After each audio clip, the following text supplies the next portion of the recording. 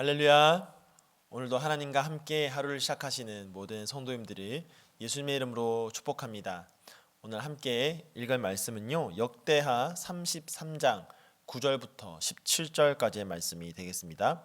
역대하 33장 9절부터 17절까지의 말씀 우리 함께 읽겠습니다. 유다와 예루살렘 주민이 므낫세의 꾀임을 받고 악을 행한 것이 여호와께서 이스라엘 자손 앞에서 멸하신 모든 나라보다 더욱 심하였더라. 여호와께서 므낫세와 그의 백성에게 이르셨으나 그들이 듣지 아니하므로 여호와께서 아수르 왕의 군대의 지휘관들이 와서 치게 하시매 그들이 므낫세를 사로잡고 쇠사슬로 결박하여 바벨론으로 끌고 간지라.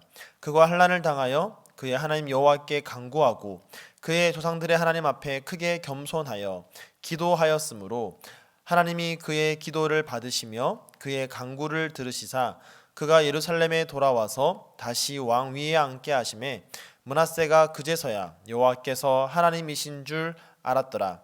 그 후에 다윗성 밖 기온 서쪽 골짜기 안에 외성을 쌓되 어문 어기까지 이르러 오벨을 둘러 매우 높이 쌓고 또 유다 모든 견고한 성읍에 군대의 지휘관을 두며 이방신들과 여호와의 전의 우상을 제거하며 여호와의 전을 건축한 사내와 예루살렘에 쌓은 모든 제단들을 다 성 밖에 던지고 여호와의 제단을 보수하고 화목제와 감사제를 그 제단 위에 드리고 유다를 명령하여 이스라엘 하나님 여호와를 섬기라 하매 백성이 그의 하나님 여호와께만 제사를 드렸으나 아직도 산당에서 제사를 드렸더라.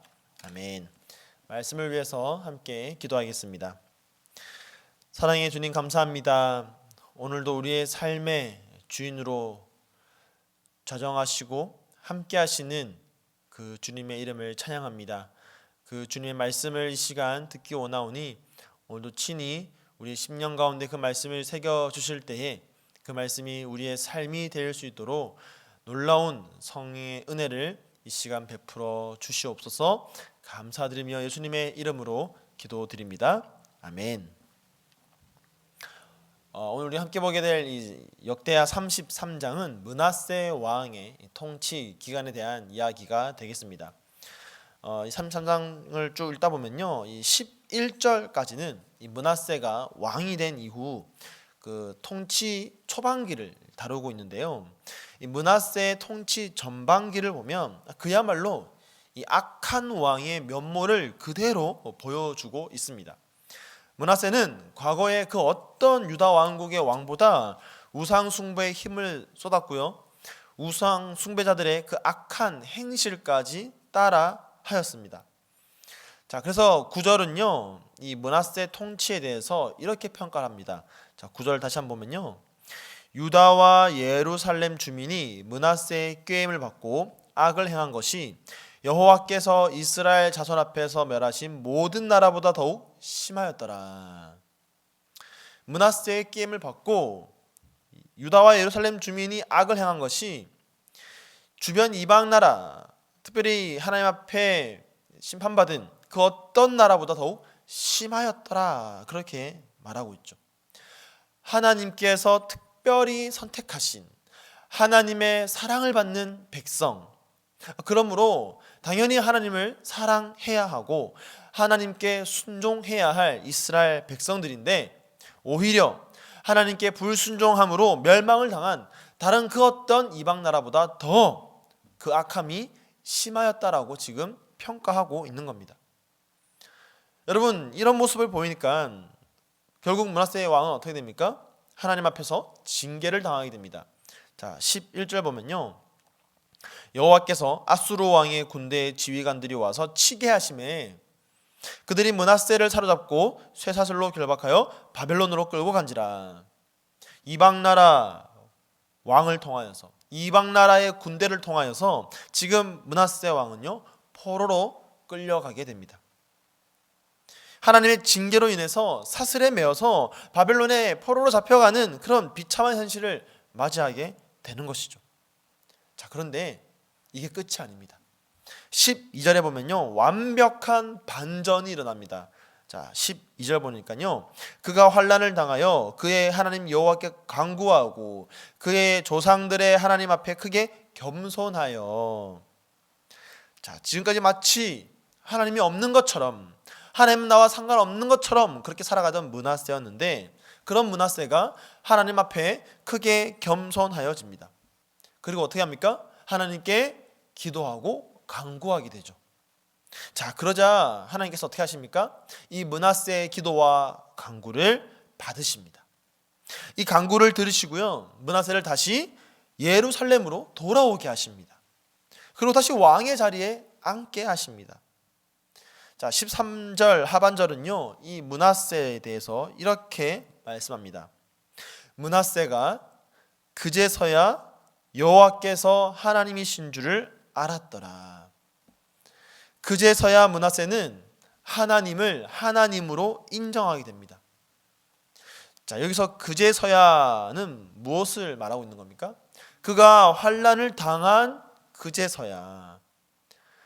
그렇기 때문에 하나님께서 이 므낫세에게 주신 환난은요, 결코 이 므낫세에게 고통스러운 과거만은 아닙니다.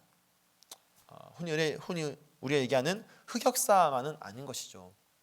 비참하게 왕의 자리에 있던 자가 포로로 끌려가고 잡혀가는 정말 수치스러운 그 현실, 그 과거. 하지만 이 환난으로 인해서 므낫세는 그의 삶의 주인이 바로 하나님이심을, 온 세계를 다스리는 분이 바로 하나님이심을 알았기 때문에 이 과거, 이 환난이 결코 므낫세에게 고통스럽고 기억하기 싫은 그런 과거만은 아니라는 것이죠.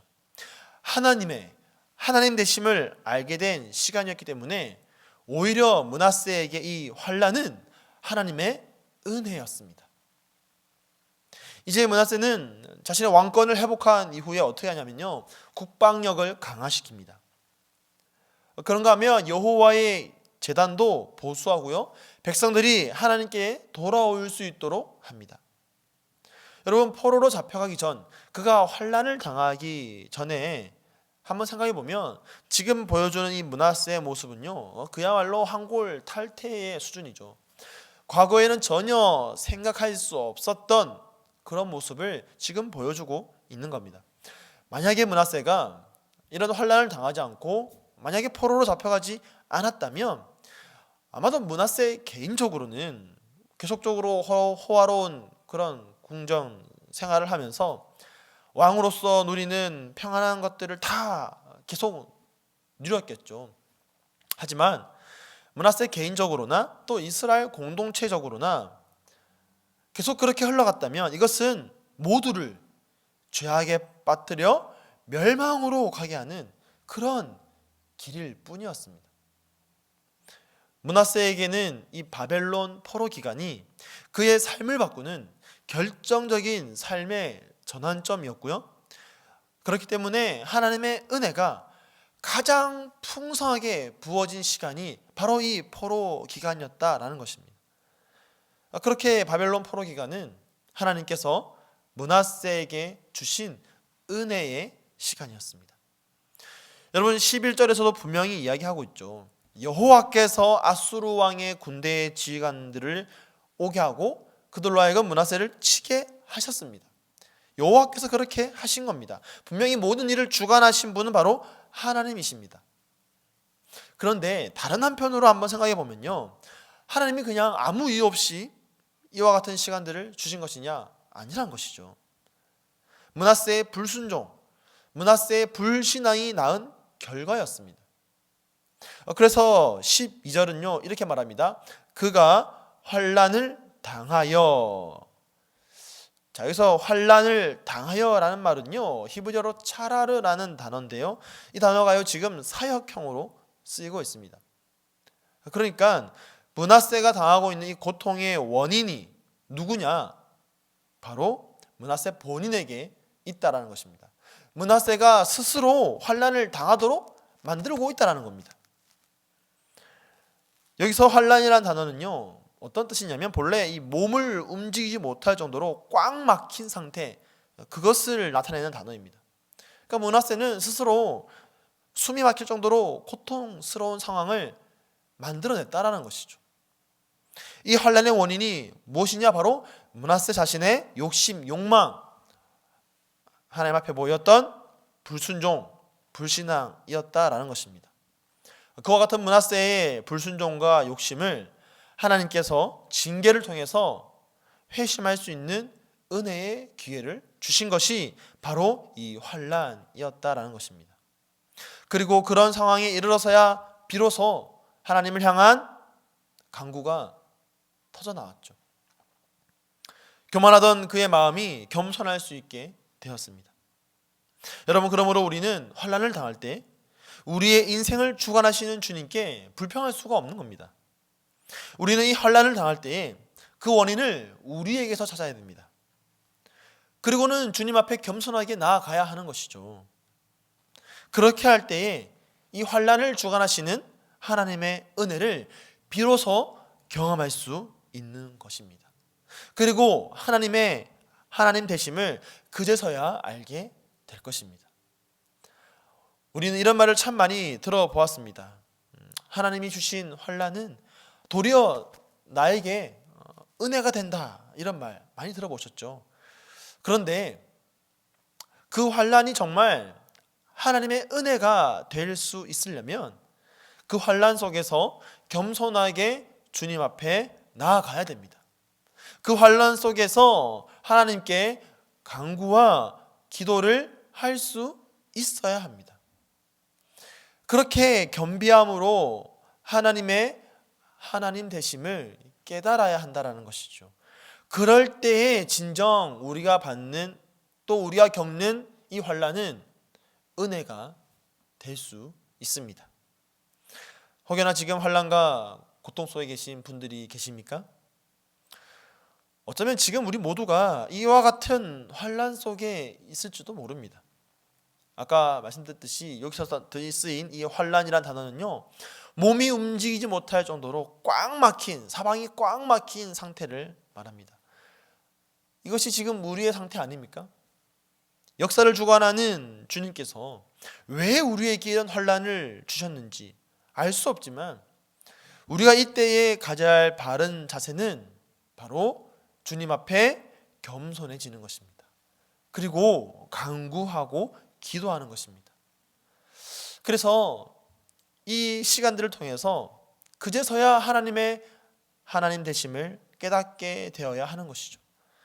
하나님이 어떤 분이신지, 하나님이 나를 위해 무엇을 행하시는지, 하나님에 대해서 더 깊이 깨닫게 될 때 지금 우리의 시대, 지금 우리가 겪고 있는 모든 일들과 시간들은 놀라운 하나님의 은혜가 될 것입니다. 그리고 앞으로 우리가 변화된 삶을 보여준다면 이것이야말로 진짜 큰 은혜인 것이죠. 사랑하는 성도 여러분, 올해 2020년을 한번 돌아보면요, 우리의 시간을 통째로 빼앗긴 것 같습니다. 마치 바벨론 포로로 잡혀갔던 이스라엘 백성들, 이 므낫세처럼 우리의 모든 자유가 다 통제당하였습니다. 하지만 먼 훗날 역사가 우리에게, 또 우리 후대에게 이렇게 말할 것입니다. 우리가 환난을 당하여 여호와께 간구하고 겸손하여 기도하였으므로 하나님이 우리의 기도를 받으시며 우리의 간구를 들으시사 다시 우리가 일상으로 돌아가서 그제서야 여호와께서 하나님이신 줄을 알았더라. 사랑하는 성도 여러분, 우리 모두가 이와 같은 역사의 산 증인이 될 수 있기를 간절히 축복합니다. 환난을 당하나 기도와 간구로 주님 앞에 겸비하여 이제 우리는 이제서야 하나님 되심을 깨달아 그 주님과 바른 관계, 하나님과 나의 관계가 왕과 백성으로서, 아버지와 자녀로서, 신랑과 신부로서 맺어져야 할 그 바른 관계를 올바로 맺고 살아갈 수 있는 그런 저와 여러분이 되기를 예수님의 이름으로 간절히 축원드립니다. 아멘. 이 시간 함께 말씀 기억하면서 기도하겠습니다. 개인적인 환난 또는 시대적인 환난을 당하고 있는 우리가 이 시간 함께 기도할 때 하나님, 이 시간들을 그저 불평하거나 불만을 토로하는 그런 날들로 보내지 않고 겸손하여 주님께 간구함으로 하나님 되심을 깨달을 수 있는 은혜의 시간이 되게 하여 주시옵소서. 함께 기도하시고요. 오늘은 화요일입니다. 사랑하는 우리 성도들 가운데에 아픈 우리 환우들을 위해서 함께 기도하겠습니다. 지금 병상에 있는 우리 환우분들 한 분 한 분 기억하면서 속히 회복되기를 기도해 주시고요. 또 디모데 청년부를 위해서 함께 기도할 때에 이번 주에 가을학기 종강을 하고 이제 겨울 동안 또 겨울 수련회를 잘 준비하여서 2021년을 준비할 것인데 새롭게 도약할 수 있는 디모데 청년부의 겨울이 될 수 있도록 해달라고 이 시간 합심으로 함께 기도하며 나아가겠습니다. 함께 기도하겠습니다.